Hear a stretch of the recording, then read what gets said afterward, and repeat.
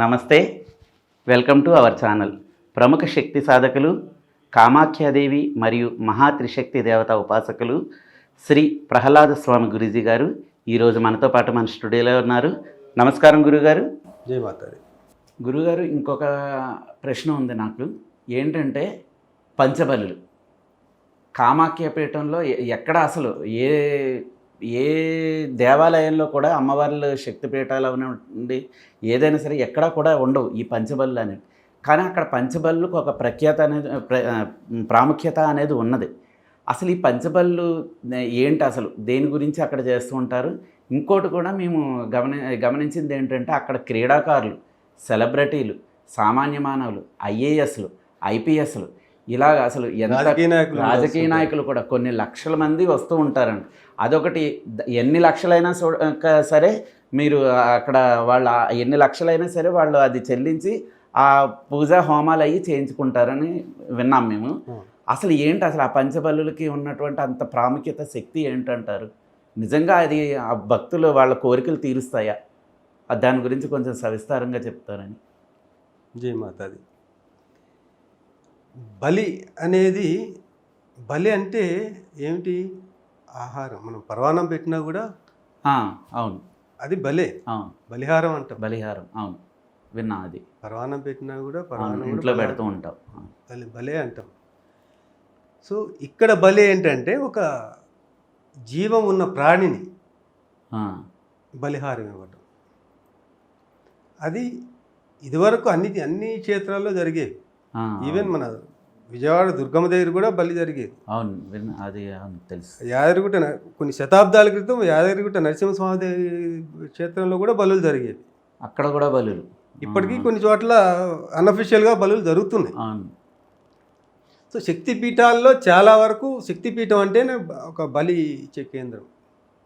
భద్రకాళి గుడిలో, వరంగల్ భద్రకాళి గుడిలో మొన్నటి వరకు కూడా బలులు జరిగేవి.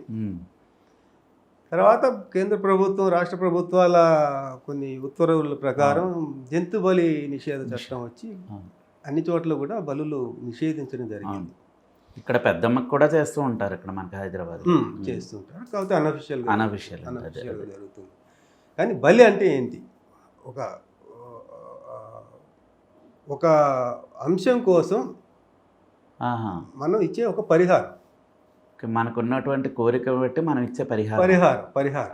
ఓకే. మరి ఇక్కడ ప్రశ్న ఏమొస్తుందంటే, బలి నిజంగా అమ్మవారు కోరుకుంటుందా? అదే కదా. మరి ఆవిడ మోగజీవాలను ఎందుకు కోరుకుంటుంది? అది ఇక్కడ మనం నేరుగా అమ్మవారికి ఇవ్వట్లేదు. ఇక్కడ బలి అమ్మవారి చుట్టూ కొన్ని లక్షల శక్తులు, దుష్ట శక్తులు, అమ్మవారు తన దగ్గరికి వచ్చే భక్తుల మీద ఉండే దుష్ట శక్తుల్ని నివారిస్తుంది, పటాపంచలు చేస్తుంది. అవన్నీ ఎక్కడికి పోతాయి? మరి అక్కడే తిరుగుతూ ఉంటాయి. అవును, ఆవిడ చుట్టూ. వాటికి కావాలి, ఆవురావురమంటూ ఉంటాయి. వాటి దాహం తీర్చాలంటే బలి ఇవ్వాలి. అమ్మవారికి కాదు మనం బలి ఇచ్చేది, ఆవిడ చుట్టూ ఉన్నటువంటి శక్తులకి, దుష్ట శక్తులు. ఏవైతే దుష్ట శక్తులు అక్కడ తిరుగుతూ ఉంటాయో వాటి కోసం బలిహారం ఇవ్వాలి. వాటిని బలిహారం ఇచ్చినప్పుడు అవి క్లియర్ అయిపోతాయి. ఒక మాయ ఉంటుంది అమ్మవారి ముందు. అవి ఒక బలిహారం ఏంగానే అవి పక్కకి వెళ్ళంగానే మనకి డైరెక్ట్ యాక్సెస్ అమ్మవారితో దొరుకుతుంది. అది అందుకే ఇక్కడ శక్తి పీఠంలో ఎక్కడైనా సరే, ముఖ్యంగా కామాఖ్య పీఠంలో అమ్మవారి దగ్గరికి వెళ్ళి, అమ్మ నేను నాకు పలానా కోరిక ఉంది, ఆ కోరిక తీరితే నీకు మొక్కు తీరుస్తాననే సిస్టమ్ కాదు ఇక్కడ. ముందు కోరిక తీరిన తర్వాత మొక్కు తీర్చుకునే సిస్టమ్ లేదు. నేను అప్లికేషన్ పెట్టేసి తర్వాత వచ్చి పని అయిన తర్వాత వచ్చి మొక్కు తీరుస్తా అంటే కాదు. అమ్మవారికి ముందు మొక్కు తీర్చాలి. నువ్వు మేకని బలిస్తావా, లేకపోతే పావురం బలిస్తావా, లేకపోతే దున్నపోతుని బలిస్తావా తర్వాత విషయం. స్తోమతకు తగ్గట్టు బలి ఇచ్చి అమ్మవారికి, అమ్మ ఇదిగో నీకు ఇచ్చా, నా పని చెయ్యి. ఆ పేరే కామాఖ్య. కామ్క్యా తుమారా. కామ్క్యా కామాఖ్య. ఏం పని? నీ పని ఏం చెప్పు. అమ్మ నీకు ఇది ఇచ్చాను, నా పని చేసి పెట్టు అని అడుగుతాం. అందుకని అది ఇచ్చిన వెంటనే మనకి కూడా ఒక హక్కు అనేది ఉంటుంది. అవును, డైరెక్ట్ యాక్సెస్ వచ్చేస్తుంది. అవును, రైట్. సో మామూలుగా వెంకటేశ్వర స్వామి గుడిలో ఏమవుతుంది, అయ్యా మనం నాకు తెరపై పని అయితే మొక్కు నీకు పెట్టుకుంటాం, తలనీలాలు ఇస్తాం, తలనాలు ఇస్తే మొక్కుకుంటాం, తర్వాత మొక్కు తీర్చుకుంటాం. ఇక్కడ ముందు బలి ఇచ్చేసేయాలి, మొక్కు తీర్చేసుకోవాలి. తీర్చేసుకొని అమ్మ నీకు ఇది ఇచ్చా, నాకు ఇది ఇవ్వు. కాబట్టి ఈ బలుల్లో కూడా అత్యంత పటిష్టమైనది, అత్యంత బలమైనది పంచబలి. పంచబలి ఏంటంటే, పంచబలి అమ్మవారికి అత్యంత ప్రీతిపాత్రమైనదని అందరూ అంటారు. అమ్మవారికి కాదు ప్రీతిపాత్రమైనది, అక్కడ ఉండే శక్తులకు ప్రీతిపాత్రమైనది. ఈ పంచబలిలో ఏం చేస్తారని పంచబలి హోమం అంటాం. పంచబలిలో ఏమి ఇస్తారంటే ఒక దున్నపోతు, 2 మేకలు, 2 పావురాలు, ఒక చెరుగడ, ఒక బూడిద గుమ్మడికాయ, ఈ 5టిని కలిపి పంచబలి అంటారు. లెక్క దానికి కూడా, దానికి లెక్క. అష్టబలి కూడా ఉంటుంది, కాబట్టి ఎక్కువ చేసేది పంచబలి. ఈ పంచబలి ఇచ్చిన తర్వాత అప్పుడు జంతువు తలలతోటి అమ్మవారి గర్భగుడి పక్కనే వాటిని పెట్టి అక్కడ పూజ జరుగుతుంది. అమ్మవారికి పూజ తర్వాత అమ్మవారి దర్శనం ఉంటుంది. ఆ పూజ చేసే ఋత్వికులు వేరే అక్కడే ఉంటారు, ఋత్వికులు అక్కడే ఉంటారు. వాళ్ళతోనే చేపిస్తాం. వీళ్ళ సమస్యలను బట్టి, వీళ్ళ కోరికలను బట్టి పూజ ఉంటుంది. మళ్ళీ ఆ తర్వాత పంచబలి అయిన తర్వాత మళ్ళీ హోమం ఉంటుంది, చండీ హోమం. మళ్ళీ హోమం చేయాలి, చండీ హోమం చేయాలి ఖచ్చితంగా. చండీ హోమం చేసిన తర్వాత చండీ పూజ ఉంటుంది. ఇదే మొత్తం దాదాపు ఒక పూట వ్యవహారం. చండీ పూజ తర్వాత కుమారి పూజ ఉంటుంది. కుమారి పూజ స్పెషల్, అసలు సపరేట్ ఎంటిటీ అది. బాల ఆవిడ అక్కడ ఏంటంటే ఒక చిన్న పిల్లని అమ్మవారి రూపంలో కూర్చోబెట్టి మానసాదేవి. గురుగారు ఇంకొకటి, నేను మీ మాటకు అడ్డొచ్చాను. అంటే నేను ఇప్పుడు కొన్ని ఆటల్లో చూశాను వీడియోస్లో, ఒక ఉమెన్ని కూర్చోబెట్టి అంటే యోని మీద ఒక ఆవిడ చెయ్యి పెట్టి పూజ, ఇది అసలు తప్పు. దీని గురించి మీకు మళ్ళీ ఇంకోసారి చెప్తాను, ఇంకోసారి వివరంగా చెప్తాను. అదే కొన్ని తప్పుడు ప్రచారాలు జరుగుతున్నాయి, దీని గురించి మళ్ళీ మీకు ఇంకొకసారి వివరంగా తప్పకుండా తెలియాలండి, వివరంగా చెప్తాను ఇంకోసారి. అది చాలా తప్పు, అలాంటి జరగదు. చిన్న పిల్లని కూర్చోబెడతారు, 10 ఏళ్ల లోపు పిల్లని కూర్చోబెట్టి ఆ అమ్మాయిలోకి అమ్మవారిని ఆవాహన చేస్తారు. అమ్మవారి అంటే అమ్మాయి అమ్మవారు సాక్షాత్తు అమ్మవారు. ఆమెకి తీర్థప్రసాదాలు ఇచ్చి పూజలు చేసి ఆమె కాళ్ళకి నమస్కారం చేసుకుని ఆమె ఆశీర్వచనం చేసుకున్నాం.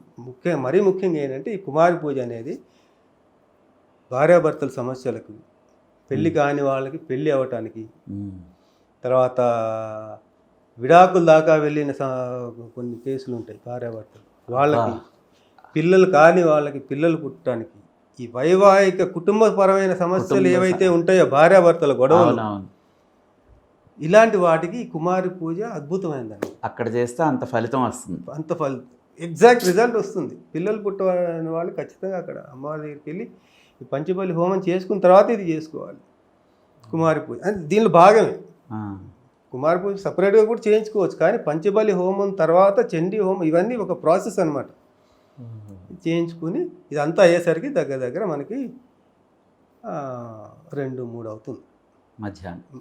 ఉదయం 9:30కి అట్లా మొదలు పెట్టుకుంటే ఈ కార్యక్రమం మొత్తం అయ్యేసరికి అవుతుంది. అయితే ఈ పంచబలి హోమం ఎందుకు నిర్వహిస్తారంటే, ఇది అత్యున్నతమైన, ఇక దేశంలోనే ఇంతగా మించిన శక్తి పూజ లేదు. అవును, అదే ఎక్కడ కూడా లేదు అసలు, శక్తి పూజ లేదు. అవును, ఇది ఒక శక్తి పూజ. శక్తి పూజలో పంచబలి హోమానికి అంతటి విశిష్టత ఉంది. అంటే ఇప్పుడు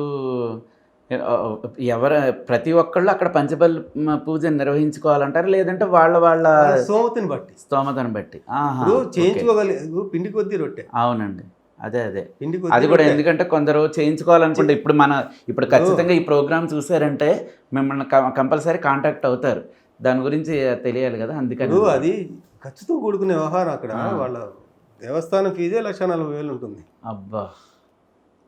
దాని తర్వాత మళ్ళీ దశమావిద్యలకు చేసుకోవాలి, తర్వాత వీళ్ళకి ప్రత్యేకంగా వీళ్ళకి పూజలు చేయాలి, మళ్ళీ రానుపోను మళ్ళీ ఖర్చులు ఉంటాయి కదా అన్ని, మళ్ళీ అకామిడేషన్.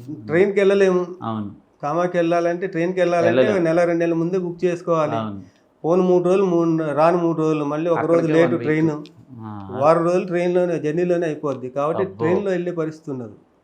ఫ్లైట్కి వెళ్ళాలి కాబట్టి డైరెక్ట్ ఫ్లైట్లు ఉన్నాయి ఇక్కడ. గౌహతి 2:30 గంటలు దించేస్తాడు. 9:30కి ఎక్కామంటే ఇక్కడ హైదరాబాద్లో 12:30కి అక్కడ దించేస్తాడు.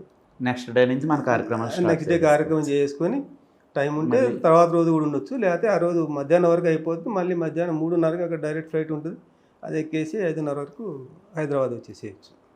బా ఓకే. కాబట్టి చేయించుకోగలిగిన వాళ్ళు అలా చేయించుకోవచ్చు. లేదంటే పంచబలి కాకుండా మేక బలి ఇచ్చుకోవచ్చు. ఒక్క మేక లేకపోతే 2 మేకలు లేకపోతే పావురం బలి ఇచ్చుకోవచ్చు. పావురం బలి ఇస్తారు, 2 బలు. కొంతమంది బలి ఇవ్వటం ఇష్టం లేని వాళ్ళు ఉంటారు. అవునండి. బలి ఇవ్వటం ఇష్టం లేని వాళ్ళు మేక కాదు పొట్టేలు ఇస్తారు అక్కడ. పొట్టేల్ని అమ్మవారికి చూపించేసి దాని మీద నీళ్ళు చల్లేసి వదిలేస్తారు. మీరు కామాకి వెళ్ళాలంటే మామూలుగా మన ఊళ్ళో కుక్కలు ఎట్లా తిరుగుతుంటే ఇవి అట్లా తిరుగుతూ ఉంటాయి. వాటిని ఎవరికి పట్టుకోరు, ఇక తినరు. అవి అట్లాగే ముసలై చచ్చిపోవాల్సిందే కదా, తప్పితే అది అమ్మవారి అంతే. అమ్మవారి ప్రసాదం, అది అమ్మవారికి అంకితం ఇచ్చేసారు కాబట్టి అవి స్వేచ్ఛగా తిరుగుతూ ఉంటాయి. ఎవరు కూడా దాన్ని పట్టుకెళ్ళి కోసి తింటాం ఇలాంటివి ఉండవు. అట్లా పావురాలు కూడా బలి ఇచ్చేవాళ్ళు బలిస్తారు, బలి ఇవ్వని వాళ్ళు అమ్మవారికి చూపించేసి అమ్మ ఇది నీకే అని చెప్పి వదిలేస్తారు. అందుకే పావురాలు కుప్పలు ఉంటాయి కామాఖ్య ఆలయంలో. ఆ ఆప్షన్ కూడా ఉంది, కంపల్సరీ బలి ఇచ్చి తీరాలని ఏం లేదు. అలాగైనా కూడా ఆవిడ సంతృప్తి చెందుతుంది, అది కొంతవరకు. కాకపోతే ఇదైతే పూర్తిగా ఉంటుంది మనకి కొంతవరకు. సో అలా ఉంటుంది పంచబలి. కొంతమంది కామాఖ్య రాలేని వాళ్ళు కొంతమంది ఉంటారు. అవునండి. అలాంటి వాళ్ళు ఇంటి దగ్గర కూడా చేయించుకోవచ్చు. ఈ ప్రాసెస్ ఇంటి దగ్గర కూడా మనం దగ్గర కూడా. కాకపోతే ఇలాంటి జంతు బలు ఇంట్లో ఇవ్వలేం కాబట్టి దానికి వేరే ప్రాసెస్ ఉంటుంది పంచబలి. అది మన పీఠం దగ్గరకైనా వచ్చి చేయించుకోవచ్చు. పీఠం దగ్గరికి వచ్చినా చేయించుకోవచ్చు, లేదంటే వాళ్ళ ఇంట్లో చేయించుకుంటే ఇంకా మంచిది. ఇంట్లో చేసుకుంటే ఏంటంటే ఇల్లు కూడా శుద్ధి చేసుకోవచ్చు. అవును, ఏదన్నా ఉంటే నెగిటివ్ అనేది. ఇంట్లో నెగిటివ్ ఎనర్జీ చాలా ఉంటుంది. సమస్యలు వస్తున్నాయంటే ఖచ్చితంగా ఇంట్లో నెగిటివ్ ఎనర్జీ ఉన్నట్టే. అవునండి. లేదా ఏదైనా ప్రయోగాలు జరిగి ఉండొచ్చు ఇంటి మీద. ఇది ఇంట్లో చేస్తే ఏంటంటే ఇంటిని కూడా శుద్ధి చేయొచ్చు. ఇంట్లో కుటుంబ సభ్యులందరినీ కూర్చోబెట్టి వాళ్ళందరూ రక్షలు కట్టొచ్చు. ఇంట్లో ఎంత ప్రతిష్ఠ కూడా చేయొచ్చు. లేదంటే ఇక్కడ పంచబలి హోమం చేయించుకున్న తర్వాత కూడా ఇంట్లో మళ్ళీ చేయించుకోవచ్చు. ఇల్లు శుద్ధి చేసుకోవటం కోసం అలా కూడా ఉంటుంది. దీనికి ఒక లిమిట్ అని లేదు. మన సమస్యను బట్టి ఆర్థిక స్తోమతను బట్టి ఎలా కావాలో అలా చేయించుకోవచ్చు అన్నమాట. ఓకే, చాలా సంతోషం గురుగారు. పంచబలులు అంటే కూడా తెలీదు, అసలు దాని గురించి కూడా చాలా క్లుప్తంగా చెప్పారు. ధన్యవాదాలు గురుగారు. జై మాతాజీ.